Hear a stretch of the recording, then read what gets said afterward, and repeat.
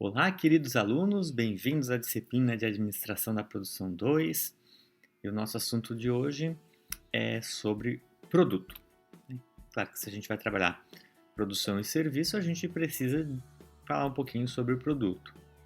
E a aula de hoje vai dar base para todos os processos futuros, porque a gente vai entender como é o funcionamento de um produto nesse contexto, tá? Então, para iniciar, vamos só fazer um pouquinho uma retrospectiva rápida, né? Como é que se vê o produto antes e como é que se vê o produto hoje. É importante que a gente tenha essa análise, né? Se a gente pegar lá o tempo dos artesãos, né? Quem definia a característica do produto era o consumidor, né? Então ele dizia como ele queria, o artesão ia lá e fazia personalizado o produto. E isso depois, com a Revolução Industrial, modificou-se um pouquinho essa perspectiva. De que forma? As empresas, né, é que realmente lançavam o produto e os consumidores tinham que se adaptar a elas, né? Isso é a visão mais clara disso é a famosa frase aí do Henry Ford, né? O cliente pode ter um carro pintado com a cor que desejar, contando que seja preto, ou aquele Ford T preto, né? O que a gente tem que entender disso? É que era um modelo onde saiu da visão do cliente e foi para a visão das empresas decidirem o que os clientes desejam, né? Entender as suas necessidades. E conforme passou a Segunda Guerra Mundial, foi aonde a gente conseguiu entender o ápice das empresas japonesas, né? O sucesso que essas empresas acabaram tendo. Por quê? Porque elas começaram a priorizar as necessidades dos clientes. Então, elas começaram a pensar mais no mercado.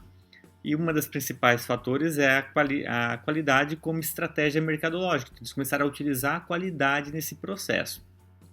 Então foi aí que eles ganharam muito o mercado externo, principalmente o mercado americano, né, que estava ainda naquele pensamento antigo, né, trabalhar com grandes volumes de produção, visões de curto prazo para os lucros e retorno de capital investido.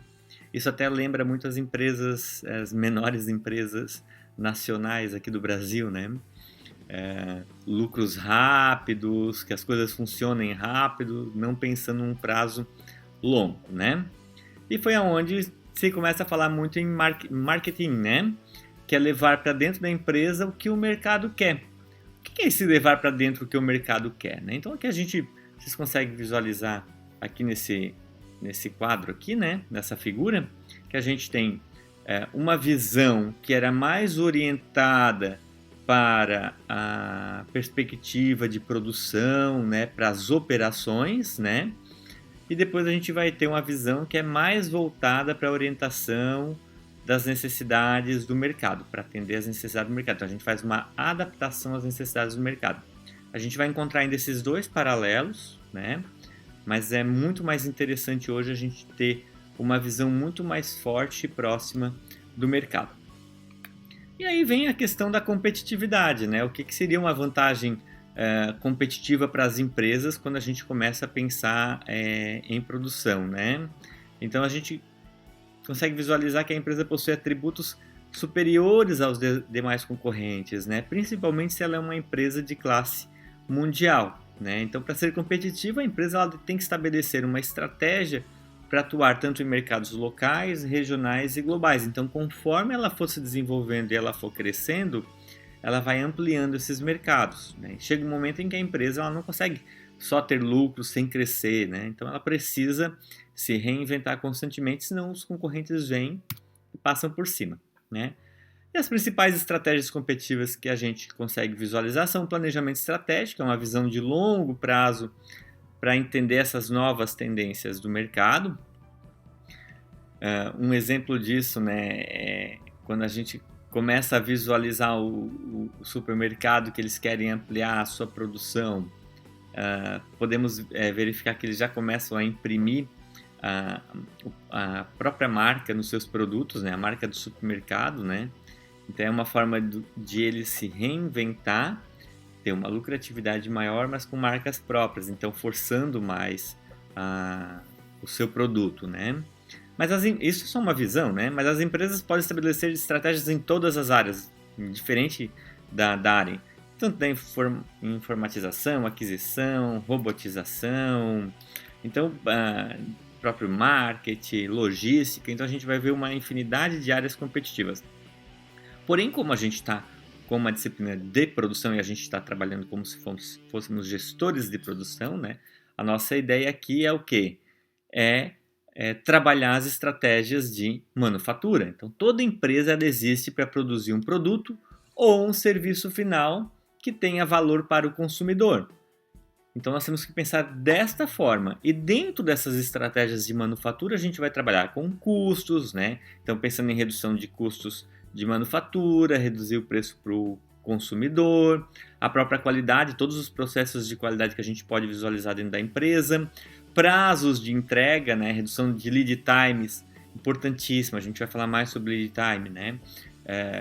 Como que o lead time pode trazer benefícios até o consumidor final e, né, para a nossa empresa. Então é bem interessante fazer esse link aí. Flexibilidade, né? De que forma que a gente consegue adaptar os nossos produtos às novas tendências de mercado. Inovação, entender o que está acontecendo. Principalmente aí, se a gente for pegar essa parte de inovação de web, a própria indústria 4.0 que está chegando aí, que é a automatização máxima dos nossos processos. Isso é o que? É trazer inovação para dentro do nosso processo produtivo, para dentro da nossa manufatura. Produtividade, né? Tentar fazer mais ou menos, custo-benefício. Tecnologia, a escolha da tecnologia em função do produto, processo e posicionamento da empresa. Então, quanto maior for o nosso nível de tecnologia, consecutivamente obteremos os melhores resultados. Desenvolver produtos é um desafio constante.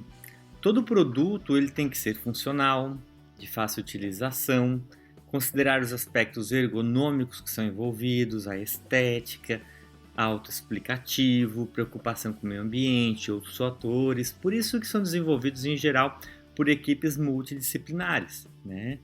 Então, quando a gente inicia um projeto do produto, eles têm que ter um cuidado muito grande com todas essas características futuras até chegar no consumidor, né? E cerca de 80% dos problemas de qualidade eles acabam decorrendo do projeto do produto e não dos processos de produção. Então é interessante que a gente tenha isso em mão. Quanto melhor for o nosso projeto, melhor, esperamos, né, seja o nosso processo produtivo e o produto final. Então, para isso tem várias técnicas que a gente pode observar na confecção do projeto de um produto, né? Então, aqui a gente vai falar sobre 4 técnicas interessantes, né? 4 designs for assembly, for manufacturing, disassembly e environment. Vamos falar um pouquinho sobre cada uma para ficar mais claro, né? Então, o primeiro é o design for assembly, né? Que é a facilidade de montagem. Então, o próprio nome já diz, né? É projetar um produto e que esse seja fácil de ser montado.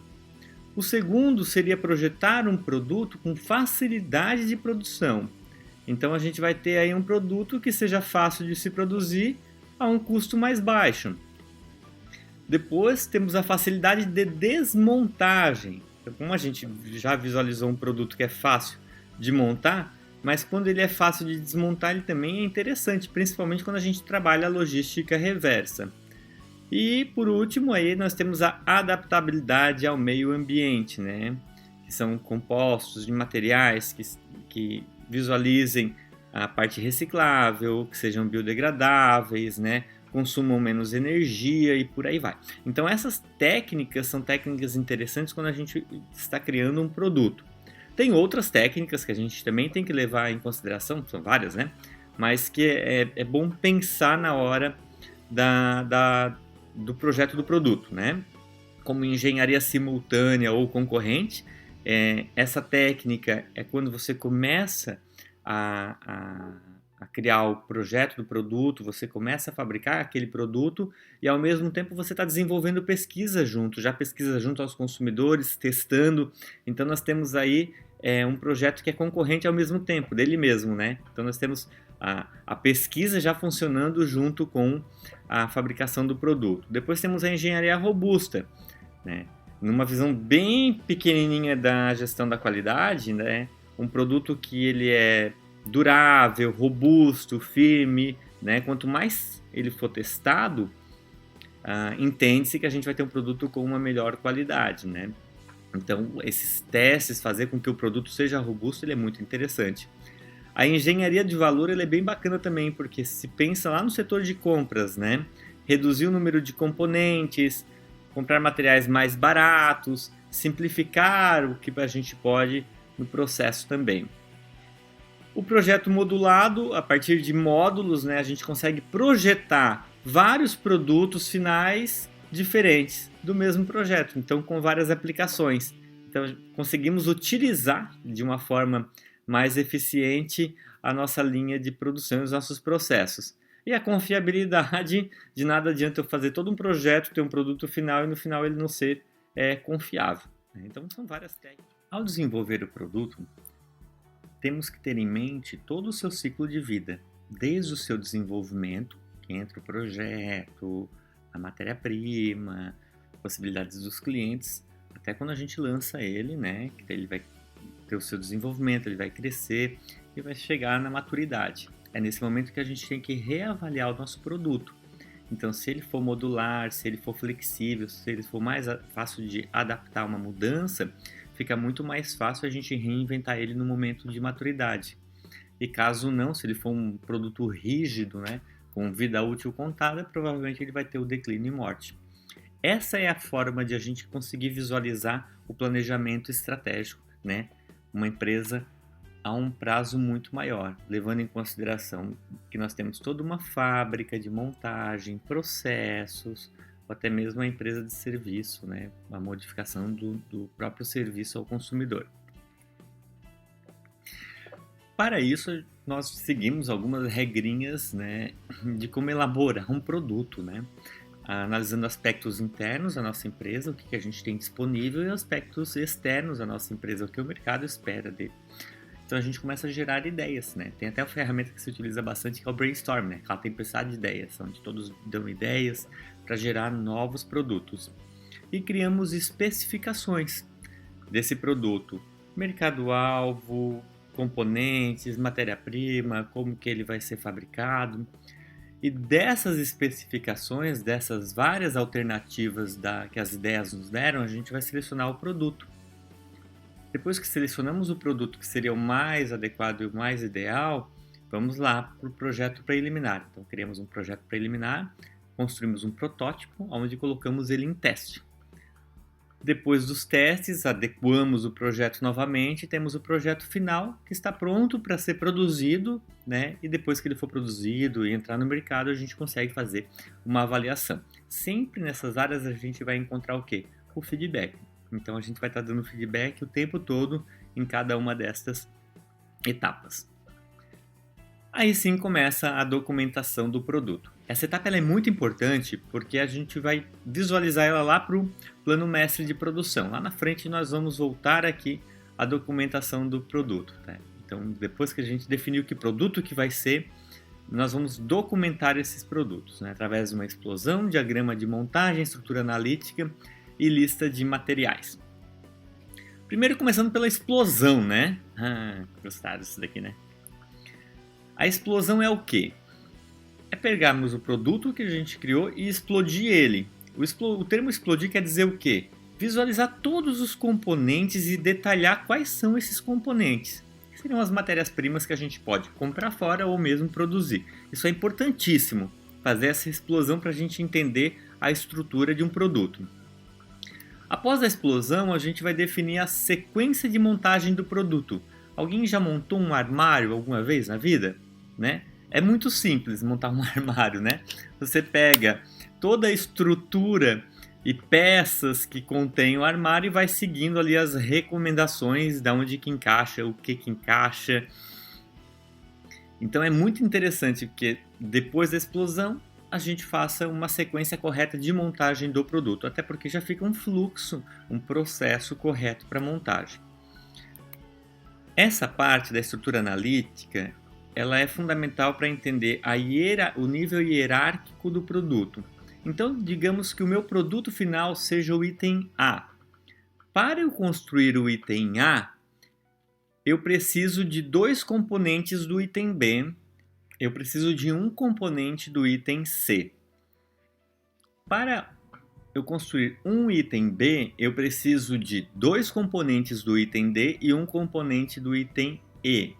E para o C também, para construir um item C, eu preciso de 3F e 3 itens do item 2. É importante que nós entendamos isso, porque são peças para montar o componente final.